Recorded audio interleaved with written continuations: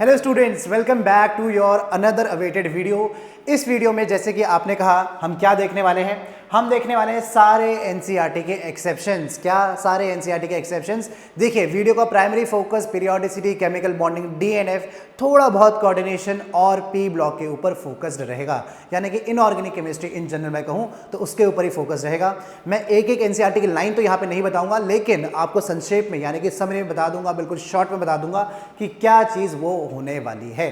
बात समझ में आती है?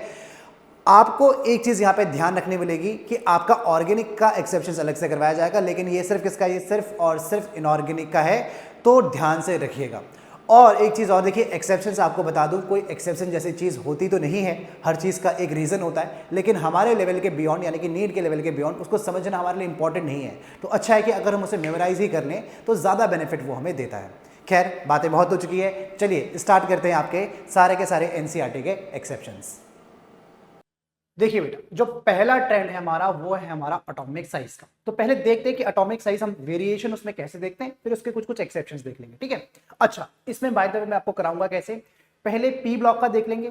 पी ब्लॉक का, क्योंकि एस में ज्यादा वेरिएशंस है नहीं कुछ, उसमें हमें पढ़ना भी नहीं है, और एस ब्लॉक हमारे सिलेबस का पार्ट है भी नहीं, तो इसलिए हम पी ब्लॉक में देखेंगे, फिर डी ब्लॉक में देखेंगे। ऐसे हम सारे के सारे कवर कर लेंगे। ऑलराइट, तो चलिए पहले एटॉमिक साइज देखिए, और हम होता क्या है एटॉमिक साइज, और हम एटॉमिक साइज को देखते कैसे। देखिए, एटॉमिक साइज मतलब कि हमारे पास एक न्यूक्लियस है। क्या है? We have a nucleus.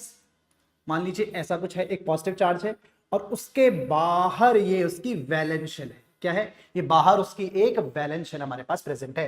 तो एटॉमिक साइज हम नापने की बताइए, यहां से यहां तक का रेडियस कितना होगा, और यही चीज हमारी एटॉमिक साइज होती है। एटॉमिक साइज किसके ऊपर डिपेंड करता है भाई? ये दो चीजों के ऊपर डिपेंड करता है। सबसे पहले ये करता है जेड इफेक्टिव के ऊपर डिपेंड। कितना? किसके ऊपर? जेड इफेक्टिव के ऊपर। जेड इफेक्टिव मतलब इफेक्टिव न्यूक्लियर चार्ज। किसके ऊपर? इफेक्टिव न्यूक्लियर चार्ज के ऊपर डिपेंड करता है। यानी कि इफेक्टिव न्यूक्लियर चार्ज का मतलब है, अगर अगर ये पॉजिटिव और नेगेटिव के बीच में इफेक्टिव न्यूक्लियर चार्ज ज्यादा है, इसका मतलब ये अट्रैक्शन ज्यादा है। अगर ये अट्रैक्शन ज्यादा होगा तो एटॉमिक रेडियस हो जाएगा हमारा कम। यानी कि मैं बोल सकता हूं कि जो रेडियस होता है ये inversely proportional to Z effective होता है। और दूसरी चीज देखिए, अगर आप अक्रॉस द पीरियड जाते हैं, मान लीजिए ये मैं क्या जा रहा हूं, ये मैं जा रहा हूं अक्रॉस द पीरियड। क्या है ये? It is across the period. Across the period, across the period बेटा आप याद रखेंगे। क्या याद रखेंगे? अक्रॉस द पीरियड जाने में आपका जेड इफेक्टिव इंक्रीज होता है। क्या होता है? जेड इफेक्टिव आपका इंक्रीज होता है। अगर जेड इफेक्टिव इंक्रीज हो रहा है तो एटॉमिक रेडियस क्या होगा? Atomic radius across the period decrease होगा। इसमें कोई भी एक्सेप्शन नहीं है, आपको बहुत कम एक्सेप्शन देखने मिलेंगे, स्पेशली पी ब्लॉक में। ठीक है जी, कोई एक्सेप्शन नहीं है। अगर आप ऊपर से नीचे आते हैं, यानी कि आप डाउन द ग्रुप आते हैं, क्या आ रहे हैं? आप आ रहे हैं अब down the group. Down the group, अगर बेटा आप डाउन द ग्रुप आ रहे हैं तो देखिए क्या होने वाला है। अगर आप डाउन द ग्रुप आ रहे हैं तो आपको यह बात समझनी पड़ेगी कि जेड इफेक्टिव इज डिक्रीजिंग और ऑलमोस्ट कांस्टेंट, और ऑलमोस्ट कांस्टेंट, यानी कि जेड इफेक्टिव का ज्यादा असर नहीं पड़ता है। लेकिन आपको पता होना चाहिए कि जो साइज होता है यानी कि एटॉमिक रेडियस होता है, it is directly proportional to number of what? Number of atomic shells. यानी कि अगर ये एक है, अगर इसके बाहर एक और बना दूं तो ऑटोमेटिकली इसका साइज इंक्रीज हो जाएगा। यानी कि number of shells increases, number of shells increases, तो your size increases, atomic size भी इंक्रीज करता है। यानी कि जनरल ट्रेंड तो कुछ ऐसा है कि across the period atomic size decrease करता है और down the group atomic size increase करता है। इसमें मैं आपको बताऊं, बहुत काम की बात है, बहुत ज्यादा काम की बात है। एटॉमिक साइज में आपको कुछ वेरिएशन नहीं मिलेगा, सिर्फ 13 ग्रुप छोड़ के। यहां पे क्या है? यहां पे तो ऐसा ही हो रहा है। अगर 14 से लेके आप 18 देखेंगे तो ऐसा ही हो रहा है। डाउन द ग्रुप क्या हो रहा है? डाउन द ग्रुप, अच्छा मैंने डाउन द ग्रुप तो बना ही दिया है, इसे लिखने की जरूरत नहीं है। डाउन द ग्रुप क्या हो रहा है? ये एटॉमिक साइज क्या हो रहा है? एटॉमिक साइज बेटा क्या हो रहा है? इंक्रीज हो रहा है। इसमें मुझे लिखने वाली कोई बात नहीं है, यानी कि बिल्कुल सेम ट्रेंड है, कोई एक्सेप्शन नहीं है। सिर्फ एक्सेप्शन है ग्रुप नंबर 13 में। कहां पे? ग्रुप नंबर 13 में।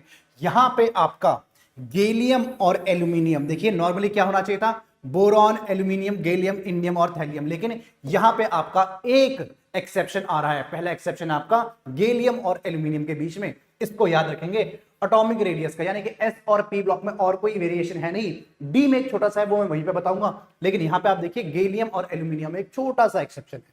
ठीक है, इसका कोई आपसे रीजन पूछे तो आप लिख लेना क्या? देखिए, इसके पहले यहां पे एक्चुअली जिंक होता है, तो आप लिख लेना poor shielding of D orbital. अब बेटा यहां पे मेरे पास, आपके पास, मेरे पास तो है, लेकिन आपके पास इतना समय नहीं है कि मैं आपको फिर से शील्डिंग बताऊं, तो आप बस लिख लीजिए फिलहाल के लिए poor shielding of D orbitals. क्या है इसका रीजन? इसका रीजन है poor shielding of D orbitals. इसका रीजन भी हो क्या है, तो हमें रीजन पता चल चुका है। अगर आपको नहीं आता है, एक बार फिर से आप मेरी एनसीईआरटी रिव्यू वाली सीरीज पे जाइए या फिर किसी भी इनऑर्गेनिक केमिस्ट्री की सीरीज में चाहिए, आपको मिल जाएगा कि मैंने आपको पढ़ाया था poor shielding of D orbitals. अगर नहीं देखना है तो फिलहाल ये सिर्फ रिवीजन करने के लिए है, ठीक है जी।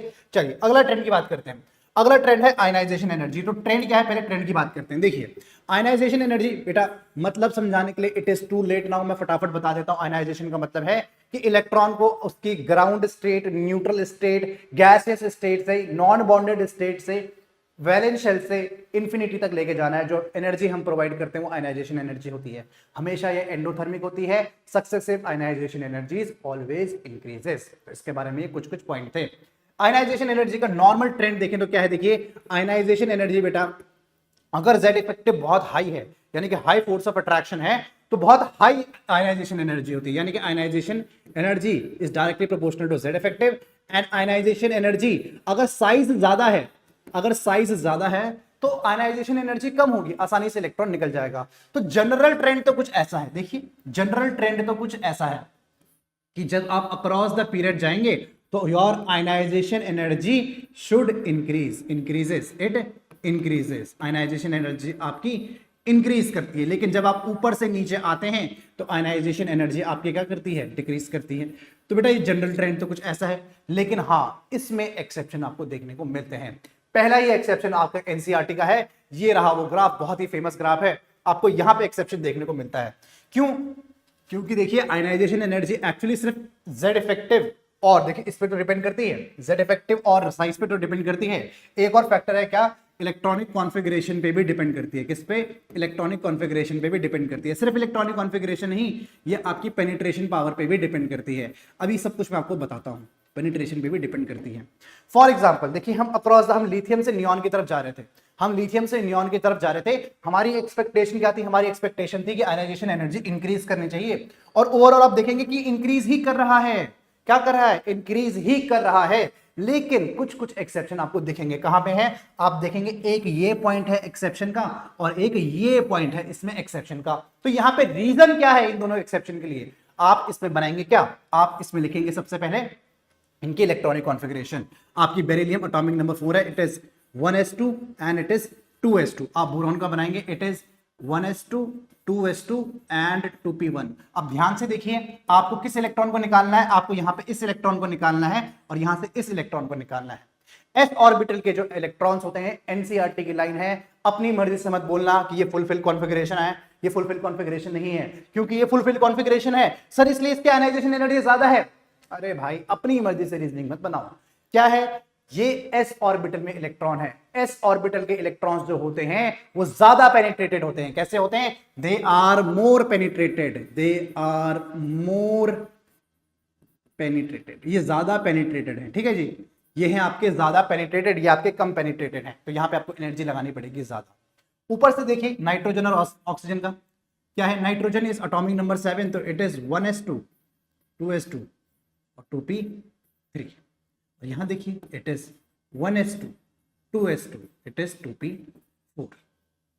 सर ये हाफ फिल्ड कॉन्फ़िगरेशन है, स्टेबल है, ये हाफ फिल्ड नहीं है, अनस्टेबल नहीं है। तो यहां पे क्या है? अनस्टेबल है थोड़ा सा। तो यहां पे इलेक्ट्रॉन को निकालना थोड़ा सा मुश्किल है, तो आयनाइजेशन एनर्जी हाई हो जाएगी। यहां पे इजीली निकल जाएगा, ठीक है। आपकी बात थोड़ी बहुत ठीक है, लेकिन एनसीईआरटी की लाइन कहती है कि देखिए यहां पे एक इलेक्ट्रॉनिक रिपल्शन है।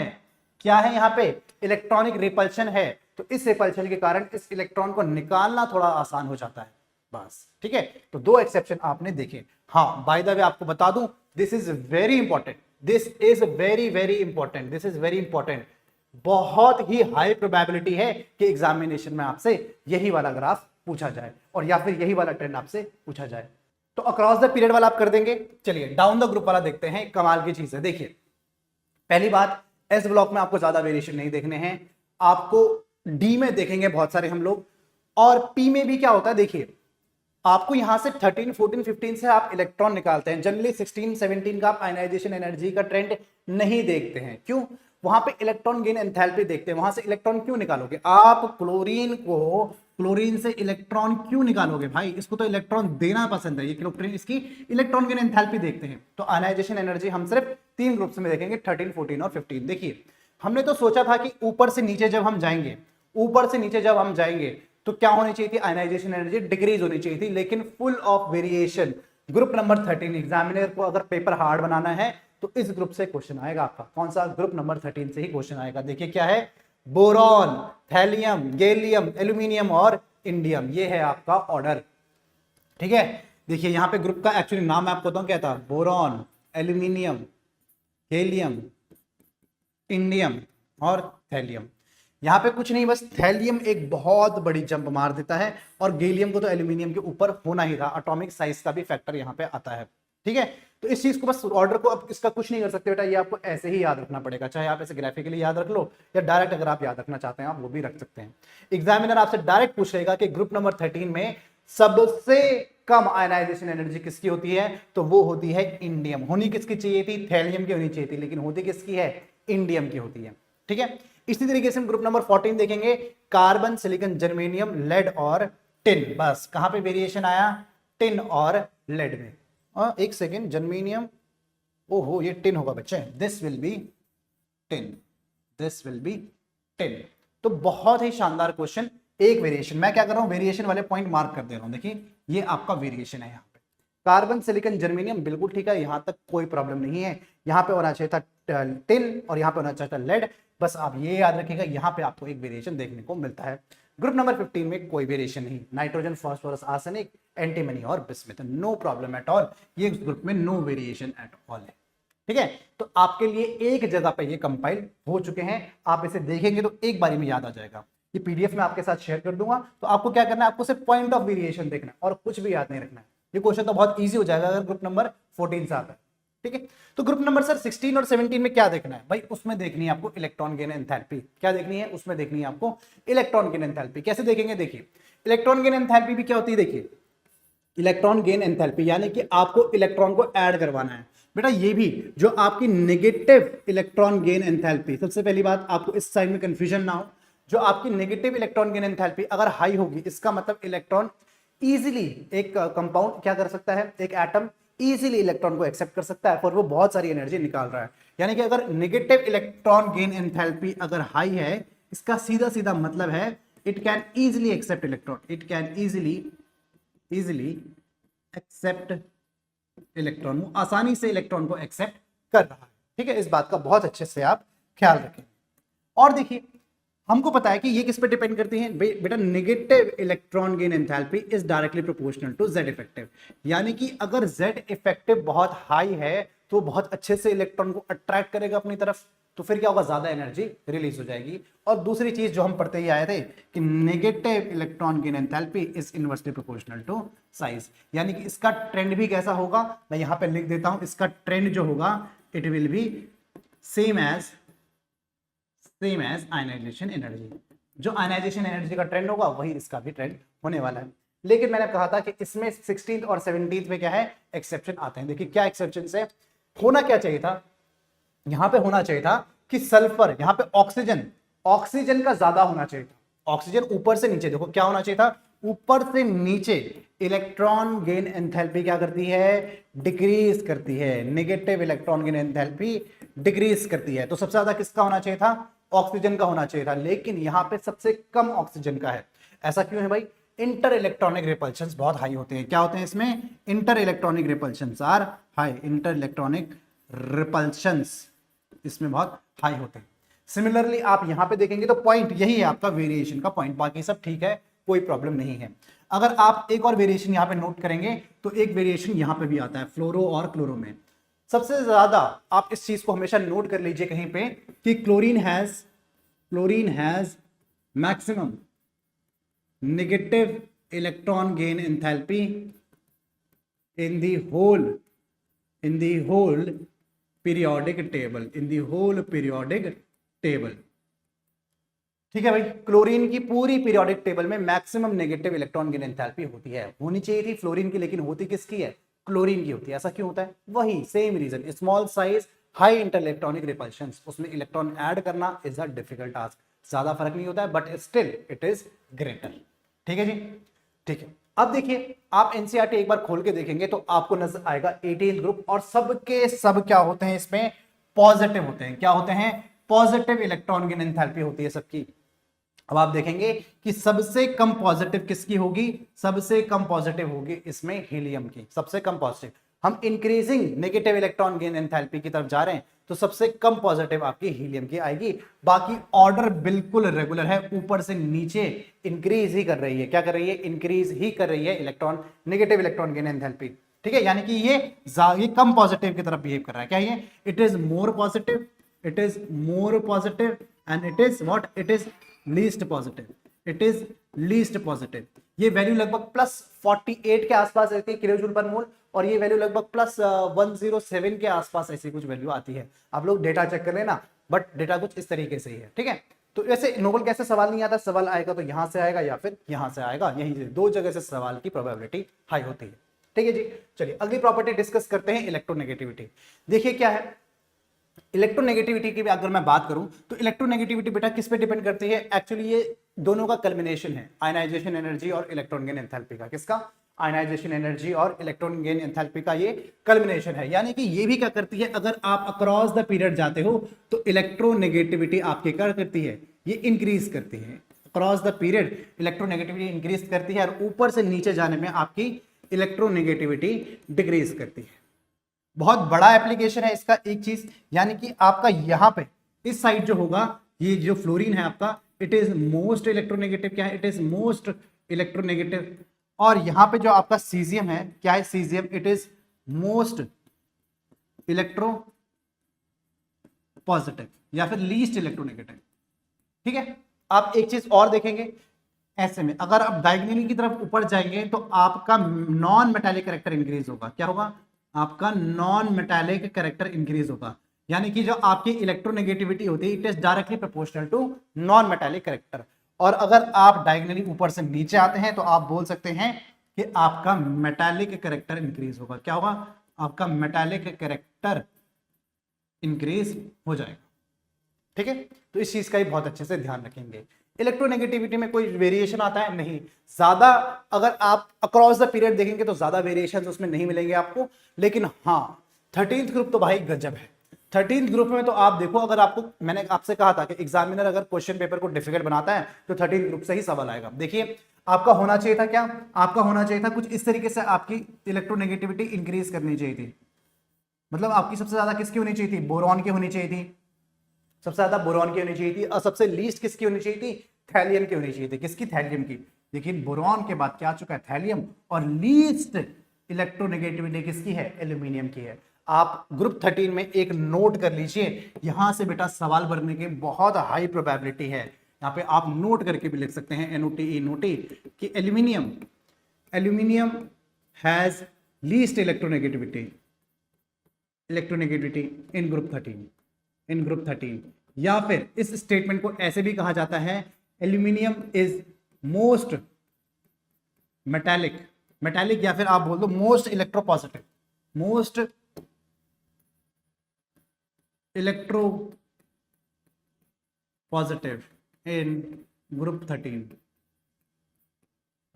सबसे ज्यादा इलेक्ट्रोपॉजिटिव मेटल कौन सा है, एल्यूमिनियम ही है पूरे ग्रुप 13 में। तो बहुत अच्छा, यहां से सवाल इज हाई प्रोबेबिलिटी। उसके बाद बहुत ही इंटरेस्टिंग, कार्बन की इलेक्ट्रोनेगेटिविटी सब ज्यादा, फिर लेड की, और फिर इन सब की क्या होती है, लगभग बराबर ही होती है, टिन जर्मेनियम और सिलिकॉन की। ठीक है भाई, टिन जर्मेनियम और सिलिकॉन की, बहुत ही इंपॉर्टेंट। फिर देखिए नाइट्रोजन की सबसे ज्यादा, जैसे हम एक्सपेक्ट कर रहे थे, फिर फास्फोरस की, फिर आर्सेनिक की, कोई प्रॉब्लम नहीं। लेड और बिस्मथ की क्या होती है, लगभग बराबर होती है, बहुत ही शानदार। यहां दोनों ग्रुप में, ग्रुप नंबर 16 में और ग्रुप नंबर 17 में कोई प्रॉब्लम आपको नजर नहीं आएगी। ऑक्सीजन की सबसे ज्यादा, फिर सल्फर, सेलेनियम, टेलेनियम एंड लास्ट में पोलोनियम। फिर फ्लोरो क्लोरो ब्रोमोराइडो, सर यहाँ पे एस्टाटीन भी आना चाहिए। ध्यान रखिएगा आप यहाँ पे एक चीज कि astatine is radio active, astatine is radio active in nature. Astatine आपका क्या होता है बेटा, एस्टाटीन आपका होता है रेडियो एक्टिव इन नेचर। ठीक है, तो एस्टाटीन आपका रेडियो एक्टिव एलिमेंट होता है। तो ये हो गया आपका इलेक्ट्रोनेगेटिविटी का, जो भी ट्रेंड और एक्सेप्शन मैंने आपको मार्क करवा दिए हैं। ठीक है जी, चलिए बात करते हैं boiling point and in fact melting point की भी साथ में ही बात कर लेंगे। क्या, देखिए बॉइलिंग पॉइंट का मतलब है, बॉइलिंग पॉइंट किसके डिपेंड करता है, बॉइलिंग पॉइंट डिपेंड करता है सबसे पहली बात कि आपका मॉलिक्यूलर मास कैसा है, मॉलिक्यूलर मास पे ये डिपेंड करता है। कुल मिला के बात ऐसी, boiling point is directly proportional to molecular mass, यानी कि अगर आपका मास एलिमेंट का भारी है तो उसका बॉइलिंग पॉइंट भी इंक्रीज होता है, ऑब्वियसली उसे ज्यादा हीट चाहिए बॉयल होने के लिए। दूसरी बात, ये डिपेंड करता है बेटा आपके फोर्स ऑफ इंटरैक्शंस पे, फोर्स ऑफ इंटरैक्शंस आपके किस टाइप के हैं, यानी कि अगर आपकी हाइड्रोजन बॉन्डिंग वगैरह लग रही है तो ऑटोमेटिकली बॉइलिंग पॉइंट इंक्रीज हो जाता है, ठीक है। इस चीज का बहुत अच्छे से ध्यान रखिए, यानी कि अगर मेटालिक बॉन्डिंग इंक्रीज हो रही है तो आपका फोर्स ऑफ अट्रैक्शन इंक्रीज हो रहा है, इसका मतलब तो आपका बॉइलिंग पॉइंट इंक्रीज हो जाता है। आइए ट्रेंड देखते हैं, हम क्या एक्सपेक्ट कर रहे हैं कि ऊपर से नीचे बॉइलिंग पॉइंट इंक्रीज होना चाहिए, क्या होना चाहिए, ऊपर से नीचे आपका बॉइलिंग पॉइंट इंक्रीज होना चाहिए। लेकिन ग्रुप 13 में देखिए एग्जैक्टली ऑपोजिट आता है, क्या, एग्जैक्टली ऑपोजिट आपका ट्रेंड देखने को मिलता है। हम एक्सपेक्ट कर रहे थे कि ऊपर से नीचे बॉइलिंग पॉइंट इंक्रीज होता है, लेकिन ये एग्जैक्टली ऑपोजिट आ रहा है। क्यों? क्योंकि यहाँ पे कुछ और फैक्टर है, वो फैक्टर है इंटरैक्शंस का। अगर साइज छोटा है तो ऑब्वियसली उसमें मेटालिक इंटरैक्शंस ज्यादा है। क्या है? मेटालिक इंटरैक्शन ज्यादा है। अगर मेटालिक इंटरैक्शन यहाँ पे डोमिनेट कर रहा है तो बोरॉन का बॉइलिंग पॉइंट हो जाता है सबसे ज्यादा, फिर एल्यूमिनियम, फिर गैलियम, इंडियम और थैलियम, यानी कि पूरा का पूरा ग्रुप, पूरा 13 group is full of exceptions, ठीक है। पूरा का पूरा ग्रुप ही एक्सेप्शन से भरा हुआ है।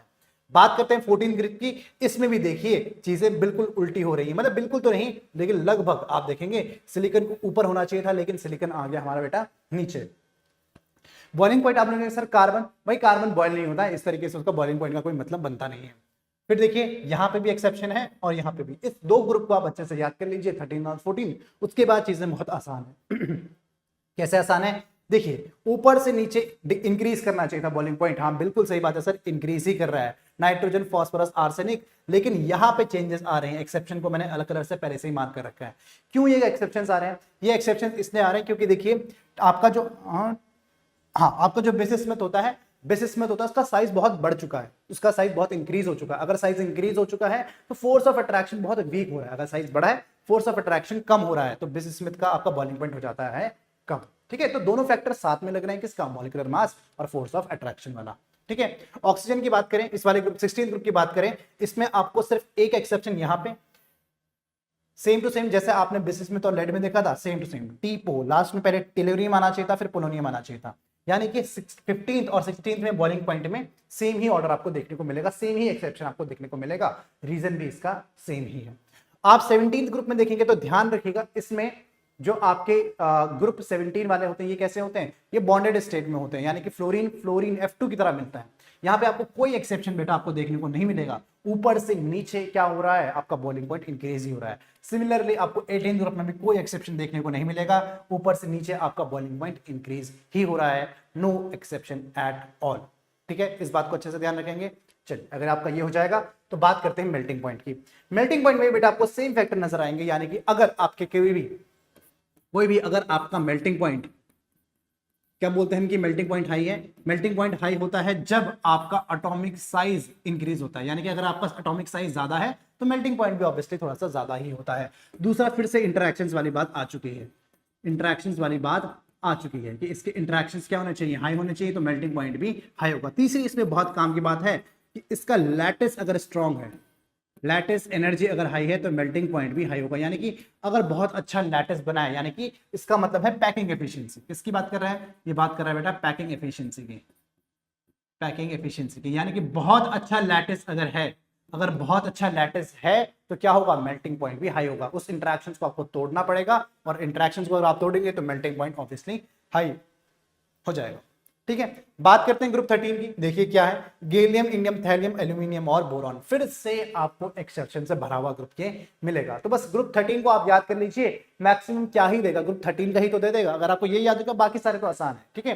ग्रुप 13 में देखिए फिर से आपका क्या हो रहा है, बोरॉन और एल्यूमिनियम का ज्यादा हो जा रहा है क्या मेल्टिंग पॉइंट, फिर आपका ऑर्डर रिवर्स हो जा रहा है उसके बाद, ठीक है। तो इस चीज का ध्यान रखेंगे। फिर देखिए कार्बन का इस टाइम पे आपको देखना पड़ेगा, कार्बन, सिलिकॉन, जर्मेनियम, टिन और लेड, यहां पे थोड़ी सी दिक्कत है, यानी कि ऑर्डर तो पूरा का पूरा रिवर्स हो ही चुका है, यानी कि किस पे डिपेंड कर रहा है, ये इंटरैक्शंस पे डिपेंड कर रहा है। कार्बन का जो इंटरैक्शंस है, साइज छोटा है तो इंटरैक्शन ज्यादा है, तो मेल्टिंग पॉइंट भी ज्यादा हो जाएगा, ठीक है।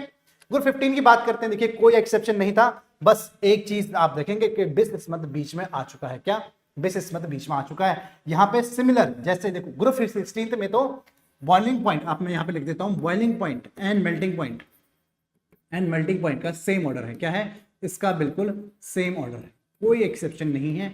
बॉइलिंग पॉइंट और मेल्टिंग पॉइंट का सेम ऑर्डर है। आप देखेंगे यहाँ पे बिल्कुल सेम ऑर्डर है, बिल्कुल सेम ऑर्डर है दोनों ही जगह में, बॉइलिंग पॉइंट का और मेल्टिंग पॉइंट का सेम टू सेम ऑर्डर। ठीक है, ये छोटी छोटी तरीके से भी देखना ही पड़ता है भाई।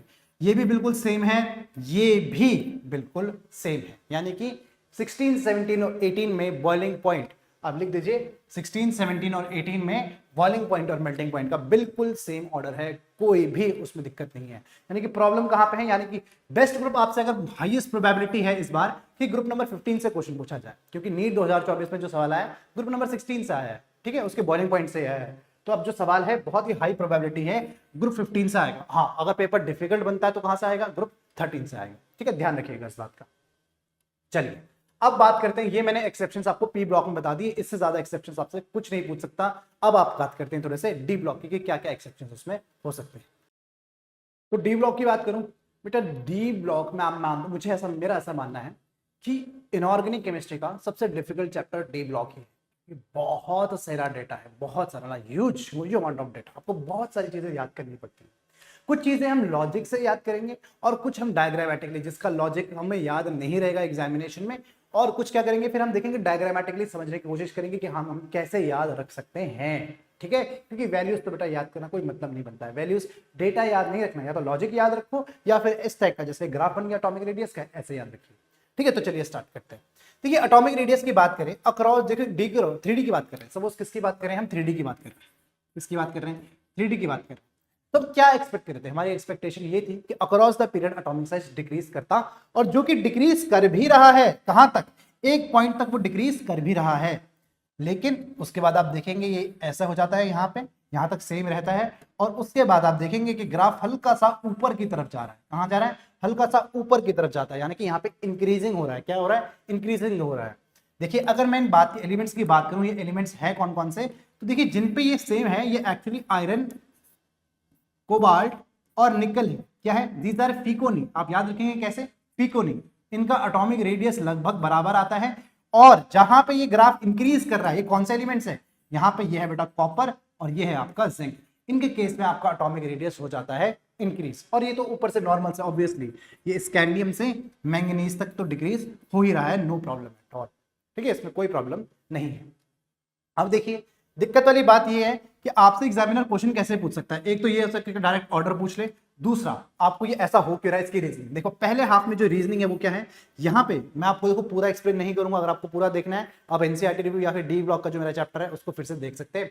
आपको शॉर्ट में बता देते हैं कि ये ऐसा डिक्रीज क्यों कर रहा है, क्योंकि यहाँ पे जेड इफेक्टिव जो है वो इंक्रीज कर रहा है। अगर जेड इफेक्टिव इंक्रीज करता है तो क्या होता है, आपका एटॉमिक रेडियस डिक्रीज कर रहा है। आप ये भी बोल सकते हैं यहाँ पे जेड इफेक्टिव डोमिनेट कर रहा है किसको? इंटर इलेक्ट्रॉनिक रिपल्शंस को। किसको? इंटर इलेक्ट्रॉनिक रिपल्शंस को जेड इफेक्टिव डोमिनेट कर रहा है। तो एक फैक्टर ये है। ठीक है भाई, पहली बात तो हुई है, दिस इज योर पहली बात। और दूसरी बात ये कि यहाँ पे साइज सिमिलर क्यों है? यहाँ पे साइज इसलिए सिमिलर है क्योंकि यहाँ पे जो जेड इफेक्टिव है वो लगभग बैलेंस आउट कर रहा है किसको? इंटर इलेक्ट्रॉनिक रिपल्शंस को। किसको? इंटर इलेक्ट्रॉनिक रिपल्शंस को। बिल्कुल ठीक बात। तो लास्ट केस में कॉपर और जिंक के केस में ये साइज इंक्रीज क्यों कर रहा है? इसका रीजन ये है कि यहाँ पे जो इंटर इलेक्ट्रॉनिक रिपल्शंस है, क्या है?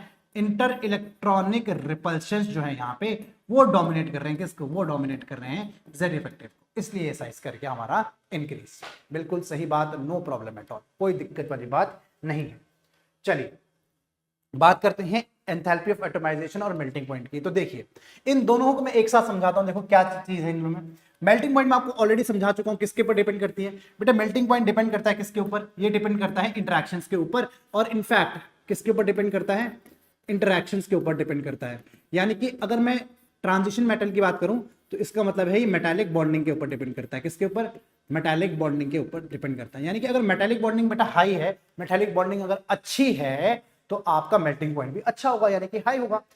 Enthalpy of atomisation, enthalpy of atomisation यानी कि आपके पास कोई एलिमेंट है, ये कैसे ऐसे बॉन्डेड स्टेट में है, यहां को आपको कुछ हीट देनी है, और ये आपका किस में? नॉन बॉन्डेड स्टेट में आ जाए, यही आपकी एंथैल्पी ऑफ एटमाइजेशन है। यानी कि आपको कैसा बॉन्ड तोड़ना है? यहाँ पे आपको मेटालिक बॉन्ड ही तो तोड़ना है। यानी कि अगर आपकी, ये भी किसके ऊपर डिपेंड करेगा? ये भी आपके दोनों के दोनों मेटालिक बॉन्डिंग पे ही क्या करेंगे?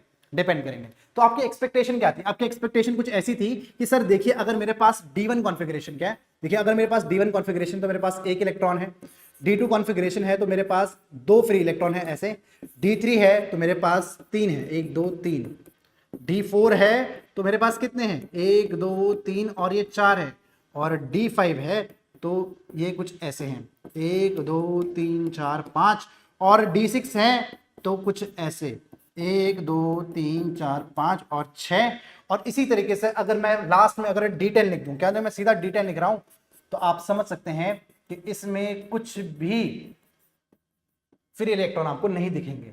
यानी कि बेटा मेटालिक बॉन्डिंग का मतलब ये होता है कि जितने इलेक्ट्रॉन्स आपको अवेलेबल दिख रहे हैं, अनपेड दिख रहे हैं, उतने अवेलेबल होते हैं किसके लिए, बॉन्डिंग करने के लिए। यानी कि ये केपेबल है, जो D1 है वो केपेबल है 1 metallic bond, 2 metallic bond, 3 4 5, then again 4 and then again 3 और लास्ट में फिर से 0।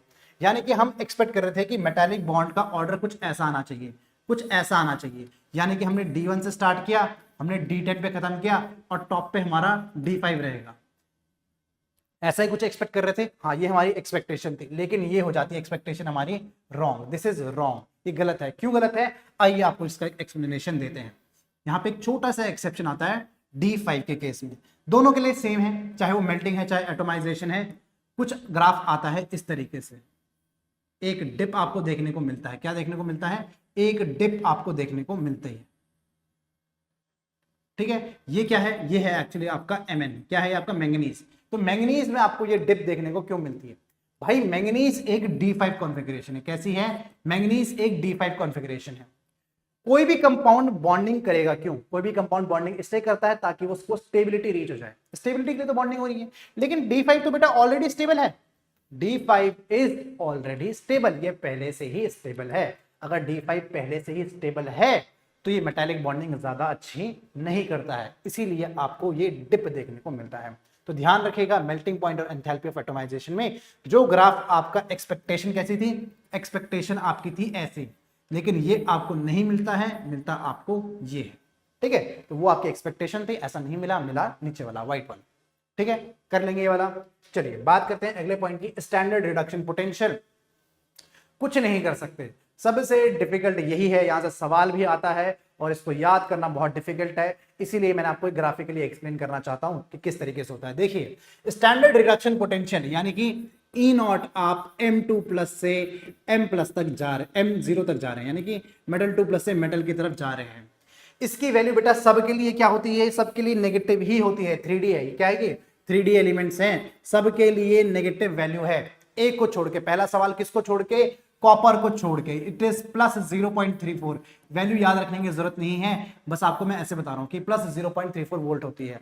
आप इसमें याद करने जाएंगे वैल्यूज नहीं कर पाएंगे, इसीलिए ये पैटर्न याद कर लीजिए। आपके लिए मैं लेके आ रखा हूं, चाहे खुद बनाइए चाहे इस पीडीएफ को मार्क कर लीजिए, कुछ भी करना है करो, बस देखो एक पैटर्न है आपके पास। पैटर्न क्या है, देखो हमें ये तो पता था कि ये डिक्रीज करना चाहिए था, लेकिन देखो पहला जो पैटर्न आता है डिस्टर्बेंस जो है पैटर्न में, वो कहां पे, पहला डिस्टर्बेंस है मैंगनीज में। मैंगनीज का देखो ये अच्छा खासा डिक्रीज हो रहा था, क्या हो रहा था, देखो ये ऐसे डिक्रीज हो रहा था, ऐसे होना चाहिए था, लेकिन यहां से यहां पे आ चुका है। तो ऐसा क्यों हुआ भाई, ऐसा क्यों हुआ है, ऑब्वियसली इसका रीजन है D5 कॉन्फ़िगरेशन एक स्टेबल कॉन्फ़िगरेशन है। क्या है, D5 कॉन्फ़िगरेशन। क्योंकि जो आपका E0 पोटेंशियल है बेटा, ये एक्चुअली डिपेंड किस पे करता है, ये आपका इलेक्ट्रॉनिक कॉन्फ़िगरेशन पे डिपेंड करता है, ये आपका आयनाइजेशन एनर्जी पे भी डिपेंड करता है, और ये एक और चीज पे डिपेंड करता है जिसका नाम है हाइड्रेशन एनर्जी। क्या है ये, हाइड्रेशन एनर्जी। कॉपर का क्यों हो जाता है हाई, ये कॉपर का रीजन जो है, कॉपर का रीजन है हाइड्रेशन एनर्जी, और मैंगनीज का रीजन है D5 कॉन्फ़िगरेशन। ठीक है, बिल्कुल सही बात। फिर तो देखो, फिर तो नॉर्मल ही है, फिर तो उसके बाद क्या हो रहा है, डिक्रीज ही हो रहा है। फिर तो हम एक्सपेक्ट ही कर रहे थे ना डिक्रीज हो रहा है, और ये देखो हो भी रहा है डिक्रीज। हाँ, निकल में आप याद रखेंगे कि निकल के केस में मैक्सिमम हाइड्रेशन एनर्जी आपको देखने को मिलती है। किसके केस में, निकल के केस में देखने को मिलती है आपको मैक्सिमम हाइड्रेशन एनर्जी। ठीक है, तो इससे ज्यादा आपसे एक्सेप्शन और कुछ भी एग्जामिनेशन में नहीं पूछ सकता। हाँ, एक छोटा सा एक्सेप्शन बचता है, बॉइलिंग पॉइंट ऑफ हाइड्राइड्स का। हाइड्राइड्स का बॉइलिंग पॉइंट देखिए, अगर मैं ग्रुप 14 की बात करूं तो सिंपल सी बात है कि ऊपर से नीचे क्योंकि मॉलिक्यूलर मास इंक्रीज होता है तो ऊपर से नीचे इनका बॉइलिंग पॉइंट भी इंक्रीज हो रहा है। ग्रुप 15 में भी इंक्रीज होना चाहिए था और इंक्रीज हो भी रहा था, लेकिन यहां पे NH3 जो था वो 2 की जंप मार के नीचे आ जाता है। क्यों? इसका रीजन क्या है? यहां पे हो जाती है हाइड्रोजन बॉन्डिंग। क्या हो जाती है? इसका रीजन है हाइड्रोजन बॉन्डिंग। क्या रीजन है? हाइड्रोजन बॉन्डिंग इसका रीजन है। और ये बहुत ही हाई प्रोबेबिलिटी वाला सवाल है कि ये नीट 2025 में पूछा जाए। बहुत ही हाई प्रोबेबिलिटी का सवाल है कि ये सवाल नीट 2025 में पूछा जाए। ऐसा क्यों कह रहा हूं? क्योंकि नीट 2024 में ये वाला सवाल आया था। नीट 2024 में ये सवाल आया था कि आपका H2O का ज्यादा हो जाता है, इसका सबसे कम सबसे ऊपर होना चाहिए था लेकिन सबसे ज्यादा हो जाता है H2O। ऐसा क्यों? ये रीजन बिल्कुल सेम है। किसकी वजह से? हाइड्रोजन बॉन्डिंग की वजह से ही। ठीक है। एक और हाई प्रोबेबिलिटी सवाल है ये वाला, आपका देखेंगे HF, बिल्कुल सिमिलर पैटर्न, बिल्कुल similar pattern, high hydrogen bonding की वजह से। ठीक है। H2 क्यों लिखा है भाई? It is HBr। क्या है ये? HBr है, H2 नहीं है, HBr। ठीक है। तो सेम रीजन, हाई टाइड, बिल्कुल बहुत ही ज्यादा हाई इसमें क्या है? हाइड्रोजन बॉन्डिंग प्रेजेंट है। तो बहुत ही देखो ये नीट 2024 में आया था, बहुत ज्यादा हाई प्रोबेबिलिटी है ग्रुप 17 के और ग्रुप 15 के एग्जामिनेशन में आने की। ठीक है। तो ये सारे के सारी आपको इंफॉर्मेशन मिल चुकी है।